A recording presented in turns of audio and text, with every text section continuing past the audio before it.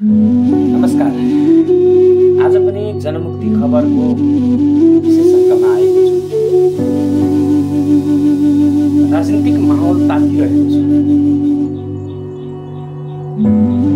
एकातिर गणतन्त्र पक्षधर र अर्कातिर राजतन्त्रात्मक व्यवस्थाभित्र रहेर हिन्दू राष्ट्रको माग गर्दै दुर्गा प्रसाई, राप्रपा नेपाल लगायतको समूहहरू काठमाडौँको सडकहरू तताउने सुरुमा लागिपरेका छन्।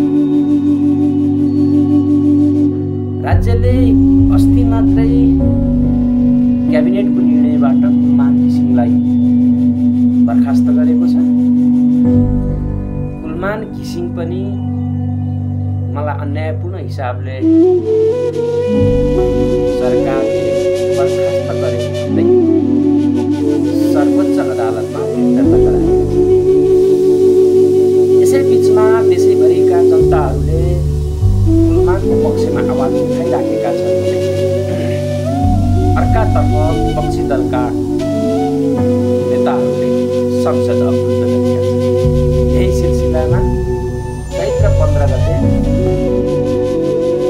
समाजवादी मोर्चाले गणतन्त्रको पक्षमा र सरकारको व्यथितिका विरुद्धमा भन्दै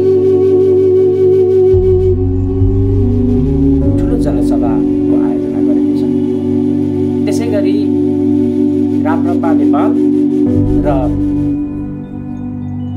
दुर्गा प्रसाई पक्षधर, राजावादी पक्षधरहरूले पनि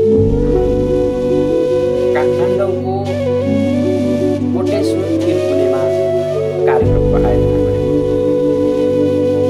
एउटा इन्ट्रेक्सन विषय के छ भने गणतन्त्र पक्षधर नेपाली काङ्ग्रेस भने मौन बसेको छ। नेकपा एमाले सरकारमा रहँदै पनि उसले वडासम्म आफ्नो कार्यक्रमहरू लिइरहेको छ। अस्ति मात्रै युवा सङ्गठनले काठमाडौँमा कार्यक्रम गरेको थियो भने उसले गाउँ गाउँसम्म जनचेतनाको लागि हुँदै गणतन्त्रको पक्षमा कार्यक्रमहरू आयोजना गरेको छ। अब हेरौँ यिनीहरू दुवै पक्षहरूको माहौल कस्तो हुन्छ, नेपालको राजनीति कता जान्छ र नेपालको राजनीतिको नयाँ मोड, नयाँ ट्विस्ट अगाडि बढ्ने